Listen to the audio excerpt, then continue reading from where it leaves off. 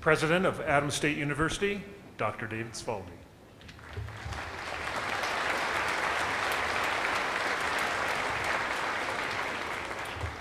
Good morning. Graduates, are you ready? Almost graduates, I'm sorry, I rushed that. Welcome everybody to our spring 2015 commencement. Special welcome to all of you who came from a distance to watch your loved ones graduate. We're so happy to have you here. Now, it's my great pleasure and honor to introduce Mr. Arnold Salazar, who's the chairman of our Board of Trustees of Adams State University. Arnold?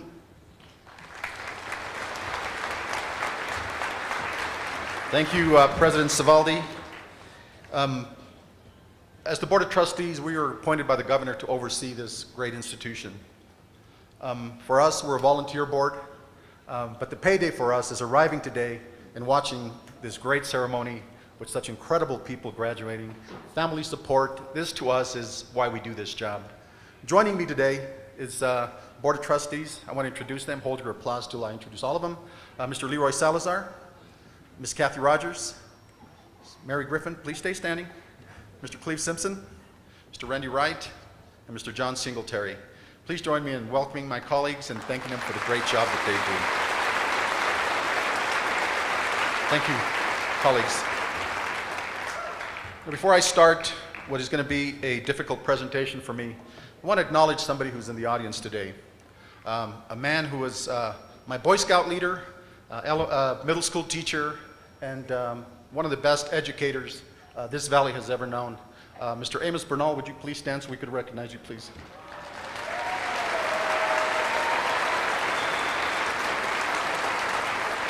Thank you. Today's a graduation, as we know, and there's one graduation that I think is particularly notable, and that is the graduation of Dr. David Civaldi into retirement. It's a time that is difficult for me because I've worked so closely with Dave, and it's something that has been such a great journey to know him and to watch the way he works. I was called into the Lieutenant Governor's office last week, not knowing what they wanted to talk to me about. Of course, I thought the worst. And really what it was a request that I take the opportunity at this ceremony to acknowledge the fact that Lieutenant Governor Garcia could not be here today. He really wanted to be here, but he provided for me what I would like to present today as a proclamation of the state of Colorado.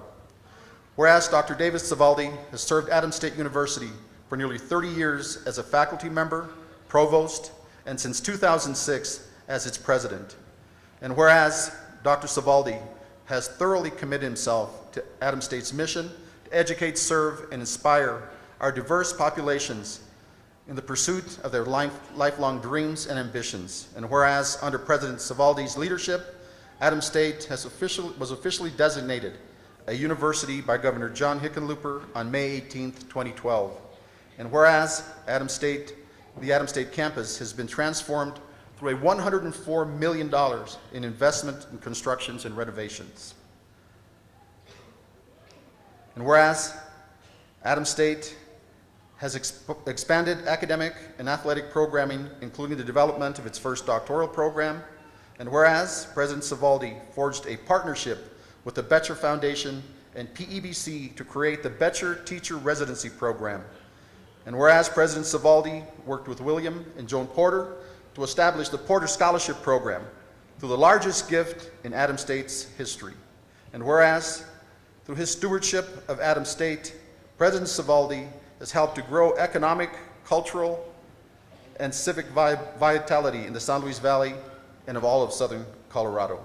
And whereas the American Association of State Colleges and Universities recognized Adams State for achieving the third highest Hispanic graduation rate amongst 400 AASCU institutions.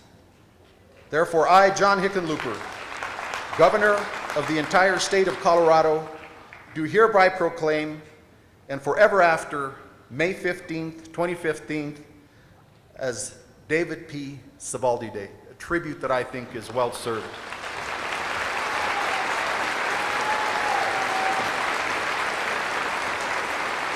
David, to say that you're going to be thoroughly missed is an understatement. Please come up and accept this proclamation.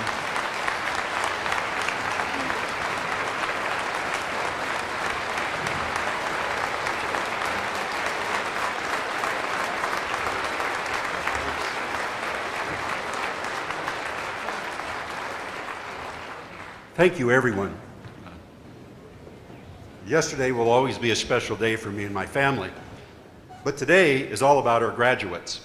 And here with a message from the graduating class of 2015 is Ashley Favela. I'm sorry, Ashley. Ashley. Ashley? There she comes.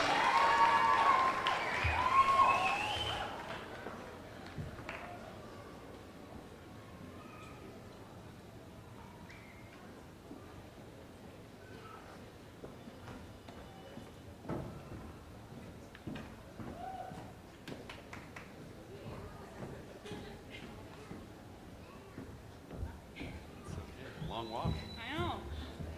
I didn't fall. Woo!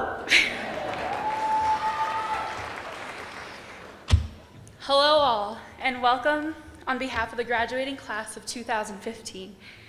Thank you for being here to experience the beginning of our life's journey with us. Today is the final day of our undergraduate experience, and what a journey it has been. Some of us feel like it was just a blink of an eye, and others felt like it was longer than physically possible. We have all had our trials while here, whether it was that one stinking gen ed class you couldn't pass, or that awful person you had to collaborate with. Think about it. Just a few short years ago, we were in a similar situation, cap and gowned up, waiting to cross the graduation stage for high school. In that moment, you either felt like you had it all together, you knew what your plan was, or you were horrified. For me personally, I was a little bit of both. I was naive and I thought, 4 years of college and then a teacher and that's it. Doesn't matter. When moving day came around, I forgot one important thing. I get homesick really easily, and college is kind of far away. So, with 3 cars loaded, too much stuff, as always, I had my drive full of tears and excitement. When I finally reached my dorm room, I met my new roommates. I had known them just a little bit throughout the summer, texting them. And I met that one person who made Adams State feel like a home. Then came preparing for classes, and I am a nerd. I am. And I had my binders, color-coded, everything, and I started freaking out. What if I fail? What if I'm not ready? Does college let you return stuff like department stores? Is that a thing? Luckily, my first class was with Mr. Reeford, and he was just the cure to my nerves. In that moment, I realized I was going to be okay, and I was going to persist through this experience called college. I was able to grow in the student life department. I joined GAB my freshman year of college, right before homecoming. And for those of you who don't know, it was probably not the best time, because it was a week full of upperclassmen yelling at me, telling me the music for my medicine show is wrong, and a bunch of questions that I did not know how to answer. Luckily, I'm stubborn and pretended like I knew, even though I wanted to throw up my hands and say, I'm just a freshman, please leave me alone. I made it through Hell Week, something this school likes to call homecoming. I remember feeling rewarded and encouraged by all the leaders around me. I knew that one day I was going to be that person. I had mentors and advisors who taught me that even though I thought I was the best person in the world, I was not, and I had a lot to work on to get to my potential. I learned I feel statements and the power of words like and. I also learned the importance of self-reflection. The teacher education department and the Student Life Center taught me that while it is important to listen to others, it's also important to look within yourself and work on the things that you know you need to work on. This is the only way to be a better leader, teacher, and person altogether. Throughout GAB, I met the people who will be my lifelong friends, who held me accountable and pushed me to be the best person I can be. The type of friends that push you to get over it when you call your parents and have a complete meltdown and they tell you, no, you can't come home, you're gonna be fine, you're not gonna fail. Thanks, by the way. The friends who tell you to stop procrastinating, get coffee with you when you're too tired, and reread the same paper over and over and over again, just so you can get a good grade. I'm sure all of us have found leaders and friends like this, whether it was a sports team or the classroom. So while we bask in the joy of today, do not forget all the moments, experiences, and people who have influenced and pushed you to be where you are right now, in that seat, waiting to have your name called. George Bernard said, "Life isn't about finding yourself, it's about creating yourself." Here at Adams State, we were provided with the opportunity to grow and create our young adult self. Moving forward from here, it is important to remember we have the ability to continually create ourselves, whether that means higher education, the workforce, or exploring the world. We as graduates can make our life anything we dream. We will leave here grizzly tough, resilient enough to handle whatever our adventure may be. This day, these gowns, this moment is our time to enjoy that we did it. We were able to overcome all the obstacles college threw in our way. Congratulations, class of 2015. We did it.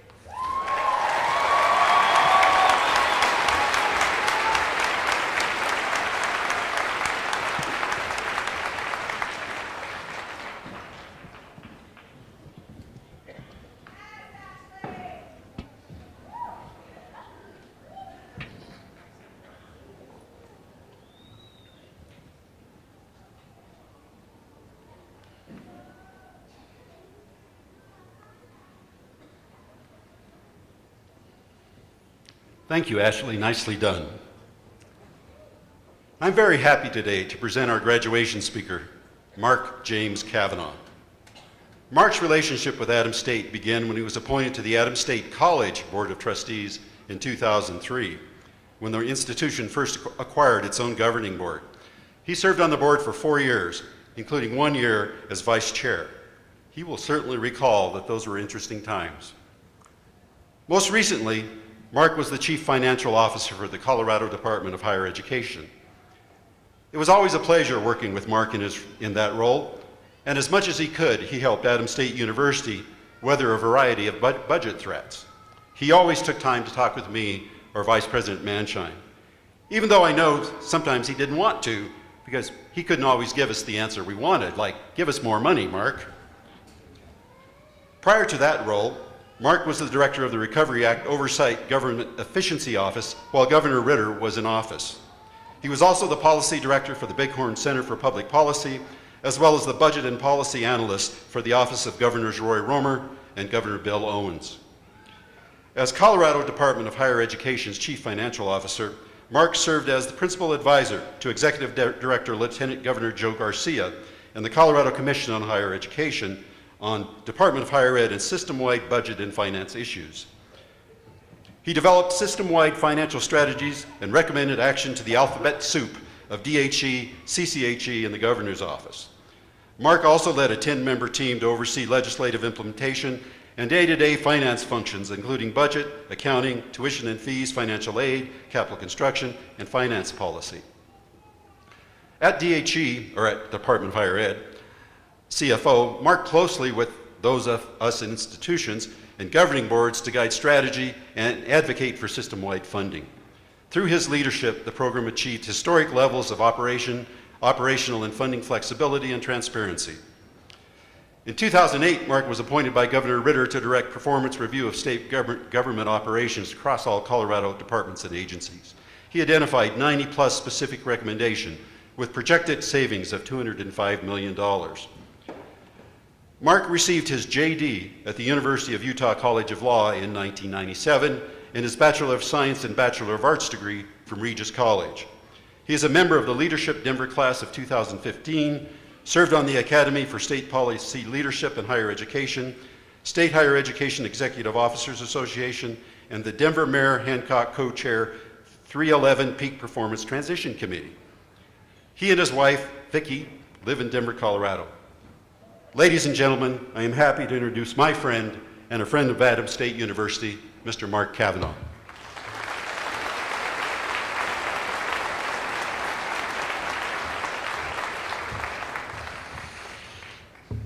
I sound so boring. Good morning, Grizzlies. Come on, good morning, Grizzlies. Little Mose, he's here for inspiration. Now this guy, he aspires to be as big as Big Mose across from the Student Center. I don't think we feed him enough.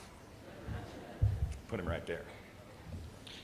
Thank you, Ashley. You honestly, I didn't coordinate with Ashley, but the themes are the same. You'll see it in a few minutes here. Fantastic work, Ashley. And President Spaldi, thank you very much.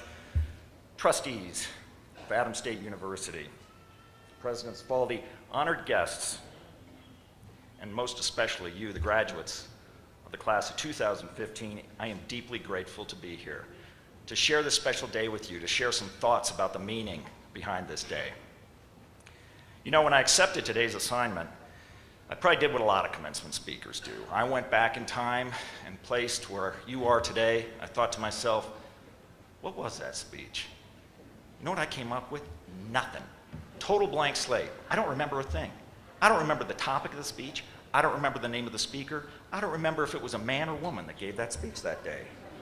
Isn't that terrible? That's pathetic, right? And how does it bode for my efforts today? Well, we have 20 or 30 years to find out. So why can't I remember that speech? What is the reason? Well, part of the fact is that it was 30 years ago, and yes, my memory is not what it used to be. But I think part of it is because this day is so overlaid with emotions, with memories, with feelings, that emotion tends to kind of wash out some of the particulars. I don't remember the words of that day, but boy, do I remember how I felt. I remember exactly how I felt when I was where you are right now. I felt scared. I felt scared that I was going to come up here and trip on my gown. I don't wear a gown very often. I'm going to lose my funny hat. I'm going to somehow make a fool out of myself. And I didn't, and you won't. Walk slowly. They're taking pictures. Walk slowly. You know, beyond that, what I really remember is just wanting to get the whole thing over with, because I had a to-do list, and it had 2 action items on it: hanging out with friends and cold, cold beer. Maybe some of you share this to-do list today. That's all right. That's perfectly okay. You know, the thing is, I know you have a lot on your minds right now. There's a lot jumbled up together. There's a lot of stuff going on. Events, gatherings with family and friends, receptions, travel plans. And you know, as Ashley pointed out, some of it might be a little bit sad too. There might be some goodbyes. There might be some packing to do. Let's face it, today is like a tossed salad. Family, friendships, feelings, emotions, thoughts, all jumbled together, and then you got a to-do list sprinkled on top. Now, family in town, it adds a bit of pressure. I came from a big family. You know, it was George Burns that said, happiness is a large, loving, close-knit, supportive family in another city. I confess I can relate to that. I attended a college, believe it or not, it's even smaller than Adams State. We had about 1,300 students altogether. And my family was large enough that when I attended Regis, there were 4 of us, 4 siblings attending college at the same time at this tiny school. I didn't so much go off to college as I just relocated with the Cavanaugh family to a location with dorms and classrooms and a food service and athletic fields. Anyway, my point is, you have a lot on your minds. I don't want you to think of me as the boring part of this agenda, even if I am. I'm a contractor. I'm a friendly contractor. I'm here from Denver to help you with some of this meaning and significance stuff so you can get on to what's on your to-do list, whether that includes cold beer or not. What are the words? What are the big words, the significant things that we want to think about today? I think about words like sacrifice and gratitude, risk, achievement, purpose, leadership, responsibility, more. lot of them. So it's complicated, because if you think about it, start with what we call today commencement. Interchangeably, we call it graduation. Graduation, commencement, same thing. No, not only different words, they have totally different meanings. In fact, they're almost the opposite of each other. To graduate. Okay, that's to complete the necessary studies, the credit hours, the academic achievements. You get an academic degree, a diploma, or what one very cynical comedian called a very fancy, very expensive, frameable receipt. By the way, true story, I didn't get my diploma. I got the sleeve, got a pretty sleeve, came back across the stage, sat down with my friends who were showing off their beautiful diploma. I opened mine like Charlie Brown. I look in there, there's a note in there saying I owe $45 for parking. It was a sad moment, I assure you. But I'll tell you what, I paid my parking tickets. Getting back to the point here, graduating, you've accomplished something. You've just done something really important. On the other hand, the common meaning of commencement, you're starting something, you're beginning something. It's confusing, right? So what are we doing here today? What is it that we mark? Is it the fact that you've just completed something really big and significant, an achievement in your life? Or the fact that you are on the threshold of a new journey? Well, the answer to that question is yes. Yes.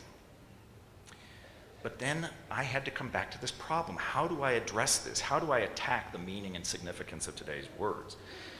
Well, it occurred to me finally that, Alamosa is originally a railroad town. When I think of a railroad town, I think of boxcars, and this gave me an idea. Maybe your time here at ASU is like the coupling between two boxcars. One boxcar representing all the time that you had before you got here to Adams State, and one representing the future. We stand here at the junction between the past and the future. So then I thought, I'll just take a page out of my old friend Charles Dickens. Remember the Christmas Carol with the ghost, past, present, future, all of that stuff? He's a pretty smart guy. I'll use that as a pattern. And after all, starting with the oldest stuff that's a way we tackle a lot of problems. It's the way I sort my laundry and certainly clean the fridge. All I'm going to do today, it's a piece of cake, I tell you. We're going to have two words, two for the past, two for the present, two for the future, and you'll be out of here. In the distant past, somehow, somewhere, people close to you made today possible. Probably your parents, but others too. Grandparents, siblings, friends, peers. Maybe there's a particular high school teacher or coach. Whoever it is, you know who I'm talking about. The point is, you didn't accomplish the big thing we celebrate today entirely by yourselves. And this contribution could have started a long time ago. Whenever we accomplish big things, we always stand on the shoulders of others. Who knows? Today might be the culmination of a dream, of a conversation that could have occurred a decade or more ago. Maybe somebody said to you, I never had the opportunity to go to college, but I want this thing for you. The words I want you to reflect on for the past part of this are gratitude and sacrifice. For those of us wearing the funny hats, certainly for me, other people had to make serious sacrifices in order for us to have the opportunity to be here today. Now, you may not know this about me, but all this financial work has left me in sort of a psychic or medium, but it only relates to like finance stuff. And trust me, in this very crowded field house, we're not here alone. There are ghosts in here, but not the ghosts you're thinking of, not the Christmas Carol ghosts. These are the ghosts of cars that never got repaired, of vacations that didn't occur. I'm pretty good at this, and I can tune in on certain specifics. Somewhere over here, I sensed there was a really beautiful Harley Davidson that never got purchased. There's a kitchen remodeling somewhere over here that didn't happen.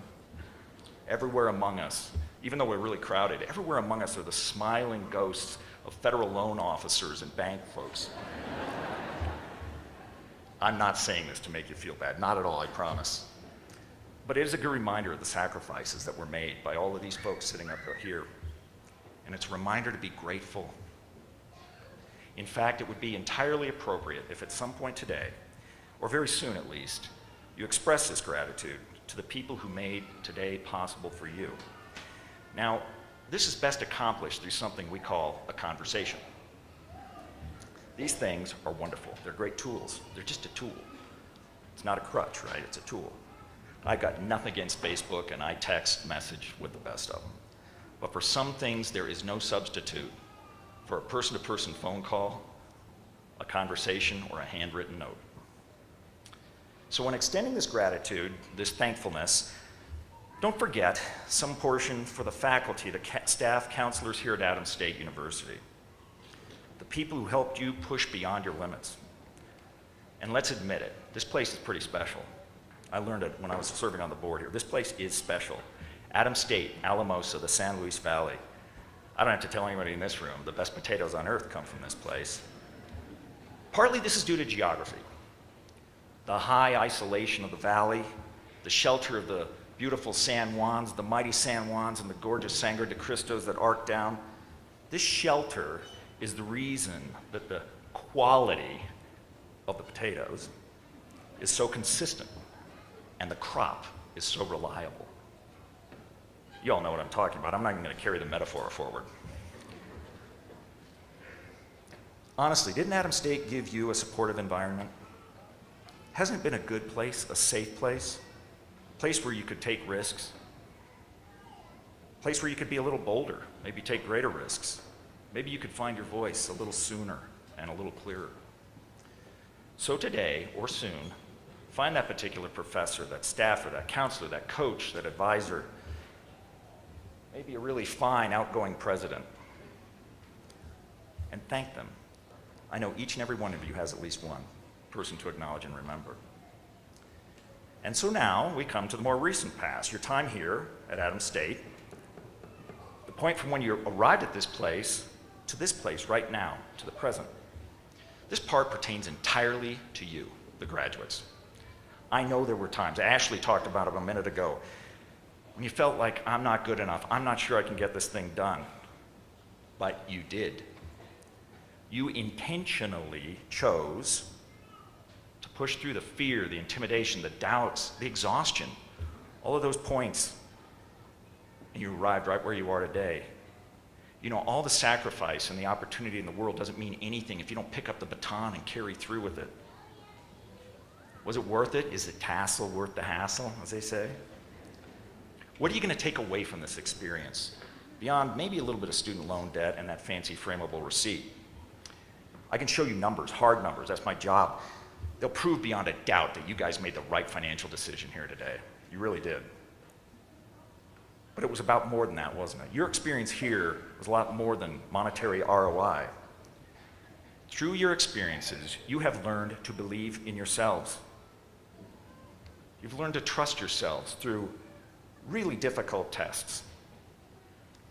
You've learned to trust your voice through an uncounted number of challenges and experiences while you're here. You've tested yourself in new ways. You've learned to take risks, make new friends, deal with that fear, put it aside, push through. You've learned to endure, keep moving, and you had a heck of a lot of fun in the process, didn't you? Now that's not a bad return on investment with no financial benefit. So here we are today, right now at the present. What are the words I want you to attach to the present? I want you to attach the words intention and confidence. You chose, you intended today into reality. In college, it can be the cradle of lasting confidence and leadership. I assure you, whatever path you choose, whatever challenges you face, your time here at Adams State, and especially the tough times, it's going to provide a ready reservoir that you can tap into again and again and again. It's a dividend that pays over and over and over. I'll tell you, the challenges are going to come at you a little faster than you think. I came out of college, I had a nice GPA, got this award, I was like double major, I'm ready to take it all on. It took me a year and a half to find a job. I ran straight into headwinds that were terrible. It was just a brutal economy. Oh, I graduated all right. I graduated from part-time unpaid internship to full-time unpaid internship. It was tough. Had to make money though, unpaid won't get you anywhere. So I waited tables at a country club with my brother out near Golden, right where I grew up. So we'd waited tables there for a long time, wonderful place. And Mike, my brother, had this regular customer. And he's one of those sort of wealthy daredevil guys, you know. He's like constantly, you picture him on the weekends, you know, flying experimental airplanes or playing polo or something like that. Anyway, at one point this gentleman was expounding on the virtues of risk and taking more risk, and he decided to point out my brother Mike as the example of someone who clearly would benefit from facing more danger. Well, Mike overheard this without much thought, certainly without much thought about his tip. He turned on the customer and he said, "Let me tell you something about risk, mister. 100 times every night I cross a greasy kitchen floor with 30 pounds of plates over my head in shoes I got from the thrift store, and I don't have any health insurance." That brought the whole evening's Daredevil contest to an end. I guess maybe risk is in the eye of the beholder, or maybe in the shoes of the greasy floor crosser, I don't know. Intention, confidence, these are the words relevant to the now. So in a few minutes, remember, walk slowly. Before commencement, before the cake, before the cold beer, we have to attach a couple of words to the future, don't we? Okay, the words I want to leave you with for the future are responsibility and purpose. Leaders have a responsibility to lead, to serve, to give back. And purpose, that's just another way of saying whatever you do, make it worth the doing of it. Make it meaningful. Who will be the beneficiary of your guidance, your advice, your sacrifice? Who knows? Maybe you will help guide a younger version of yourself to a wonderful place like Adams State. Maybe you'll find a place in teaching or public service. I can tell you it's been amazingly rewarding to me. Now, some of your gunners are going to want to start this whole purpose and responsibility stuff right away. I'm going to ask you to stash this one away for the future. Don't tackle it right this minute. Take some time and reflection, come back to it. You will automatically. Think how nice it would feel to help another person accomplish something as lasting and fine as what we celebrate today. Congratulations, Adams State graduates. 2015, my closing gift to you is to finish on time. And then to help you celebrate. You deserve to be proud. This thing you've done here, this thing you've accomplished, it is utterly yours. It couldn't be given to you. Now it cannot be taken from you. It is forever there, this achievement. How many things in life do we have like that? There aren't that many. This is great. You will look to this thing as a permanent example of what you can do when you face challenges going forward. You really will. And it doesn't end here. We continue learning, formally, informally. You know, Mark Twain said, "I never let education get in the way," or "I never let schooling get in the way of my education." What you have done here and what we celebrate today is magnificent. And in fact, it is beautiful. I'm proud of you. Go get them today. I'll see you later at the Purple Pig.